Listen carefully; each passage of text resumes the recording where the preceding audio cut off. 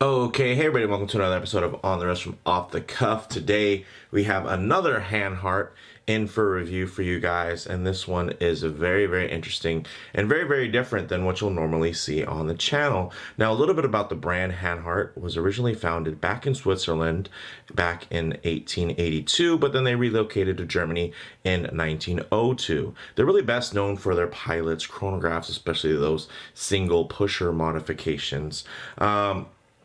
A little bit about this type of watch. Of course, it is a chronograph.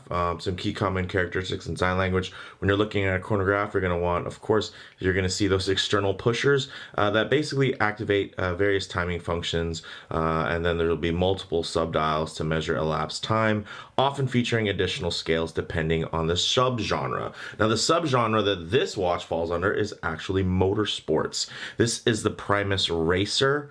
And this is the dark motif. Now, the PRIMUS Racer pays tribute to Hanhart's long history as really one of the most important manufacturers of manual stopwatches. In the past, Hanhart stopwatches have always played a key part in leading motorsports events. Now, this black DLC coated or diamond-like carbon stainless steel model is absolutely gorgeous and just super retro, modern. Just it's so many different things all at once, and it's really hard to capture in pictures and lighting situations because you know, some of the elements are reflective, some of the elements are blacked out.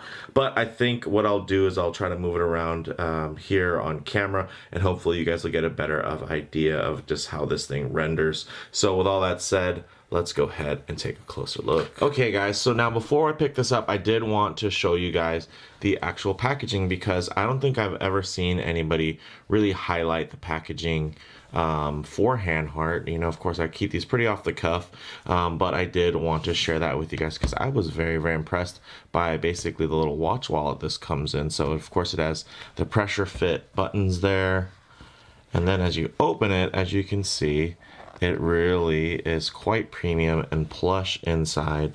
Really nice. These are buttoned down, so essentially you'll have your timepiece buttoned in here nicely, and then it has two flaps for added protection, and then it folds back over. So really cool from that standpoint, and I did want to share that with you guys. And I do like that Hanhart logo really nicely embossed. And you can see even with gloves there, I was able to put that together and apart. And take a look at the grain on there. Really nicely done. So if you ever need to travel or anything like that, I think that is just a really killer way to do it.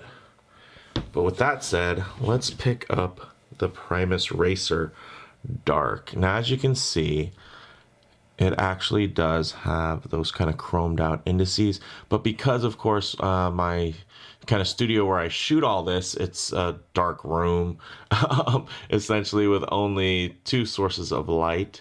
The reflections off the ceiling are going to be relatively dark, so it's going to be hard for you to really see anything really reflective. So I'm going to try to capture this here by moving it around a little bit so you guys can hopefully get an idea. There we go, of the chrome kind of high polished contrast that's on there. So it's not completely blacked out. It actually is really quite readable when you're outdoors, but it's something that, you know, for this type of setup, it's not gonna necessarily be super easy to have that read the way it actually does in person on camera. But I will definitely do my best to show that to you guys. Now, this actually retails for 3,040 euro, or about $35.50 US dollars at the time of filming this. It is 44 millimeters in diameter with a 15 millimeter thickness, and then it actually has, as far as lug to lug goes, because it has articulated lugs, it can go from a 47.5 millimeter lug to lug all the way out to a 53 and 53.4 lug to lug. So that's really cool, and that really helps with the comfort. And this watch wears like an absolute dream, and a lot of it does have to do with this beautiful strap here. And then as you can see, it even has the coated buckle. This thing just screams motorsports, especially with that beautiful red accent there, as you can see. Also the red accent here. This is actually a fixed bezel, so the knurling around here is actually aesthetic, although of course it does have ties to the original Hanharts from back in the day. Now this whole thing, although it is coated in that diamond light carbon coating, it actually does have polished and brushed finishes, kind of intermingling throughout, so you do get a lot of nice play, and there's more depth there than you would normally expect from something that is technically a blacked out, kind of murdered out watch. Now the crystal is of course sapphire. It does have a slight dome with inner AR coating, but you know, with the blacked out motif, you're going to, you know, inevitably see some, especially with the dome there. But you can see it does a great job of making that crystal pretty much disappear. But of course, studio lights, they're gonna give you more reflections than you're getting in real life. But at this angle, you can really see just the absolute clarity of that crystal, so really quite impeccable. Very nice. Now as far as that fluted bezel, of course, again, it is fixed but really beautiful, and definitely ties into their you know, their history of Hanhart. If you look at, you know, their catalog, their wide catalog of models over the years. Now the crown, interesting enough, is screw down, so that is really a nice feature, because you are going to get 10 bar or 10 atmospheres or 100 meters of water resistance, which is a really nice surprise and really great for something that's very sporty. Now, a little bit about this movement here. This is the Hanhart HAN 3809, which basically is a base value 7750. But, of course, there are some modifications, and that beautiful finish on there, really gorgeous. And you can see that rotor is really quite nice. And then, of course, the bicompacts layout versus your typical tri up against the wall here. And then you do have also the date at the 6 o'clock. So really nice. Of course, we know the Hanhart can do amazing things with these movements as far as the customizations go. So something like this is actually a pretty simple setup for them. Now, the dial itself is a beautiful satin black with some multi-levels to it and multi-finishes. As you can see, you got the concentric circles on kind of that outer rim, and then the smoother inner circles, and a lot of it just looks like, you know, a really cool modern dashboard, and it just ties into that motorsports theme. You do have those applied indices. You have Superluminova, which only is on the hands, so it's really going to be you know, pretty much the hands there minus that chronograph seconds hand, but otherwise you will see basically when we get to the low light and lume shots that there is you know, there's a decent amount of lume on there, but although there's a lot of information on here, so there's not that much that's going to show up in the dark. It's more for timekeeping purposes when you're going to look at this thing in the dark, and not necessarily for use of a lot of the other functions. Now, this bracelet, bracelet substitute really in this strap is really great, and I think quite fitting, and it just goes with this. And you can see you got the hand, the heart, and this thing is just gorgeous and super comfortable. I'm looking forward to getting this on wrist for you guys. But as you can see, it's all integrated there. It does have a very slight taper. It basically tapers from 24 to 22. It does have this beautifully signed deployant buckle here. If I can get it to focus, there you go. Really nice, and essentially it does open up beautifully. It has the red accent, and look at that. Oh, gorgeous. So basically I'm gonna set this in, feed it through, clip it down, and basically be able to get it on wrist for you guys. But let me just show you very quickly how nice this works and how it will actually keep your you know, your strap in relatively good condition because of how flat everything lays. Of course, I'm trying this on camera with a tripod in front of me and gloves on, so it's I'm really upping the ante on the difficulty there. But as you can see, wham bam, and then essentially we get that on wrist. So let's go ahead and do that. Okay, as you can see on my 7¼ inch assist thing, works amazingly well for a 44mm watch. Of course, it is a chronograph, so it does fill the space on the dial really well. And I actually really lucked out on the way that I clipped it in because it's actually quite comfortable. Maybe a touch tight, but because this is rubber, it's quite pliable. And I think I'll just leave it like this for this on wrist portion there. You can see that beautiful red pusher there, and we'll go ahead and let this run. Whew, gorgeous. So I mean, the thing that's really cool about this is of course it just goes with that automotive theme and really makes you think of those beautiful, you know, teched out, murdered out, souped up cars. And then you know, of course, this being a German brand, you think of German automobiles, you know, you think about a blacked out, you know, Mercedes or Audi and or BMW even. And just this thing just flows, man. And I tell you what, I was really in before my you know, before my watch obsession really kicked in. One of the things I was really into was, of course, the car scene, going to the track, going to shows, whatnot. Really big in Southern California. Even traveled to some shows even outside of Southern California, up to my original home up in NorCal in the Bay Area. So I'll always have a sweet spot for vehicles and cars and motorsports themes.